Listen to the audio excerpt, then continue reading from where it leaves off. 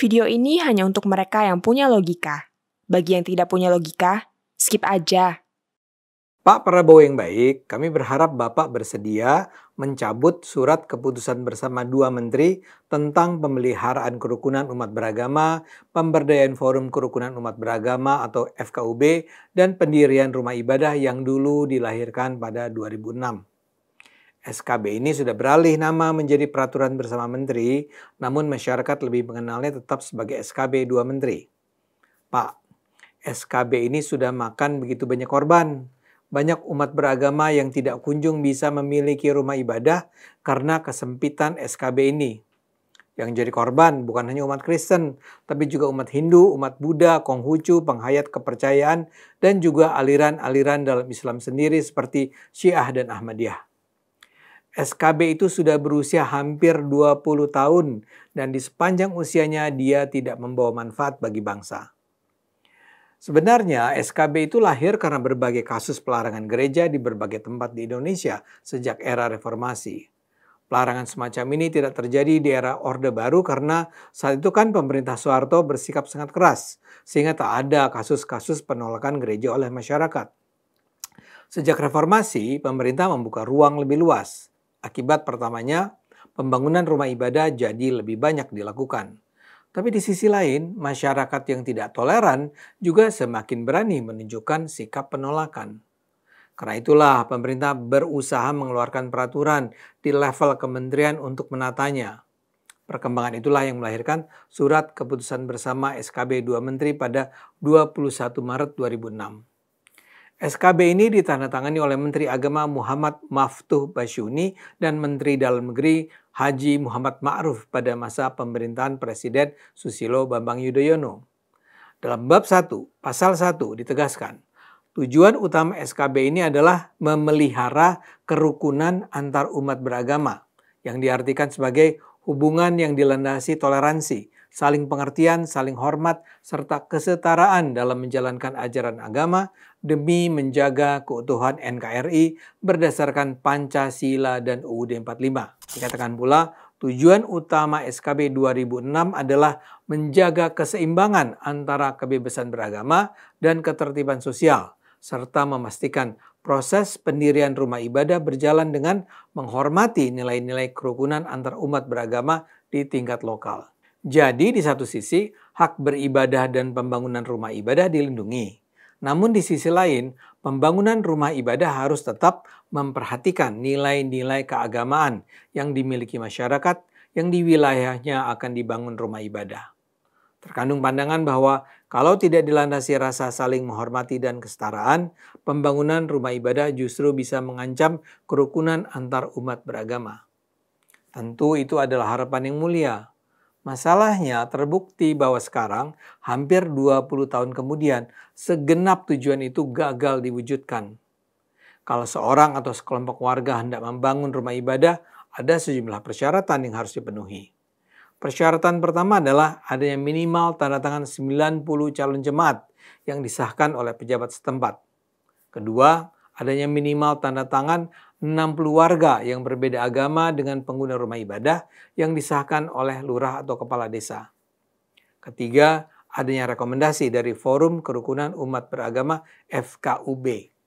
Keempat, izin kepala daerah. Jadi untuk pembangunan sebuah gereja misalnya diperlukan adanya minimal tanda tangan 90 umat Kristen di daerah itu, tanda tangan 60 umat non-Kristen, ya biasanya Islam, rekomendasi FKUB dan izin kepala daerah. Selain itu, SKB itu sebenarnya juga menyatakan bila syarat dukungan warga sekitar tidak terpenuhi, pemerintah daerah berkewajiban memfasilitasi penyediaan lokasi alternatif.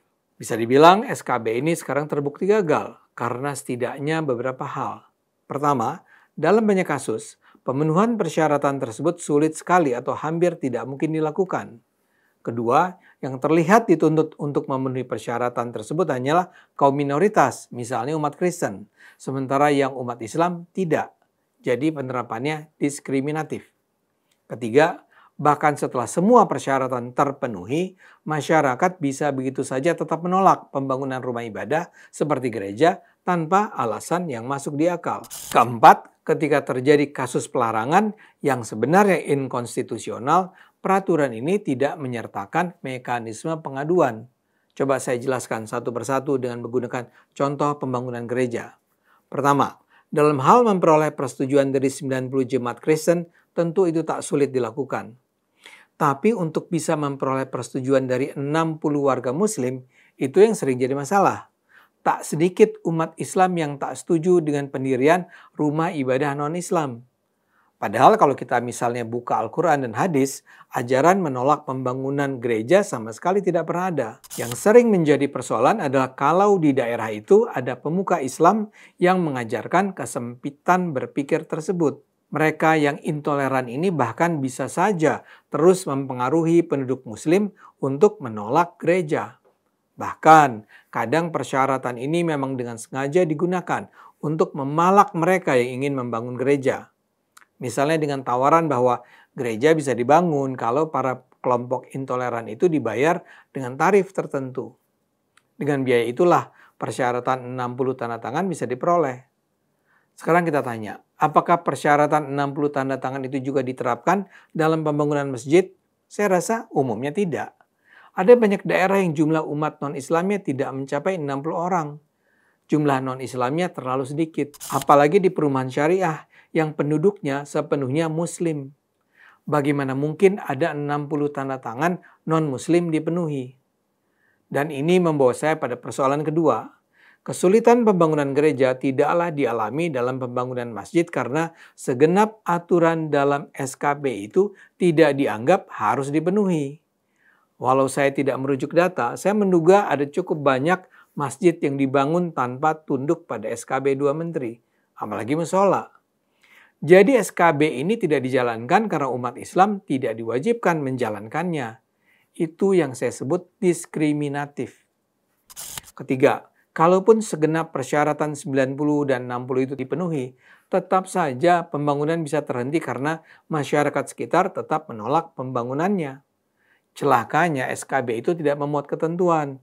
Bagaimana mekanisme penyelesaian masalah kalau ternyata ada unjuk rasa menolak pembangunan gereja? Dan juga tidak ada klausul yang menetapkan penolakan semacam apa yang perlu didengar dan yang mana pula yang tidak perlu diperhatikan. Karena ketiadaan aturan itu, setiap bentuk penolakan terpaksa direspons dan bahkan dikabulkan.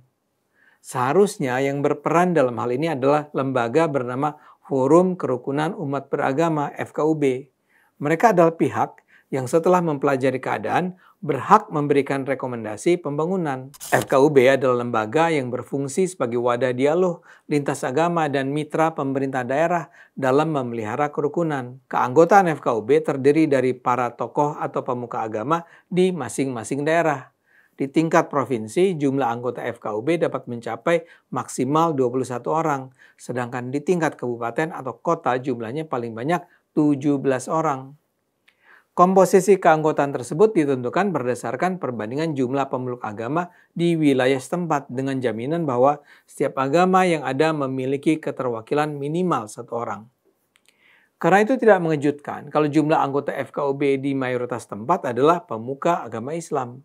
Celakanya yang jadi anggota FKUB bukanlah selalu pemuka agama yang toleran, yang terbuka, rasional, dan bertujuan menjaga kerukunan. Banyak anggota FKUB di berbagai daerah dikenal memang memiliki antipati terhadap pembangunan rumah ibadah non-Islam.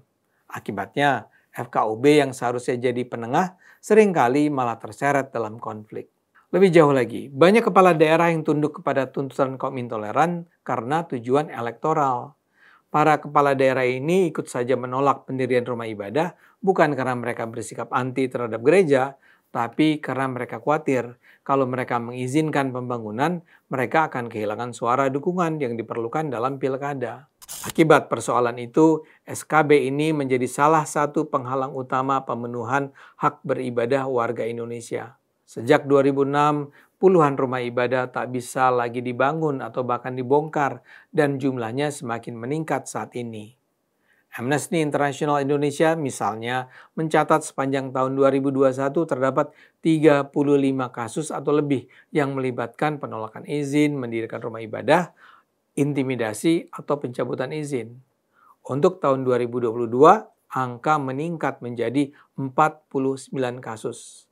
Setara Institute menyebut bahwa di tahun 2023 terjadi 65 gangguan terhadap tempat ibadah, termasuk penolakan, penundaan, pengusiran.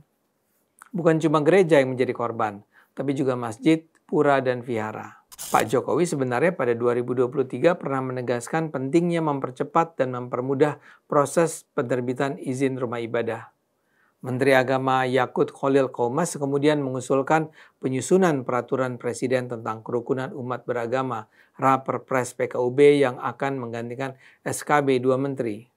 Dalam rancangan tersebut, syarat rekomendasi dari FKUB dihapus, sehingga izin pendirian rumah ibadah cukup berdasarkan rekomendasi dari Kementerian Agama melalui kantor wilayahnya. Gagasan ini dapat dukungan dari sejumlah tokoh, termasuk mantan Menko Polhukam dan Mendagri.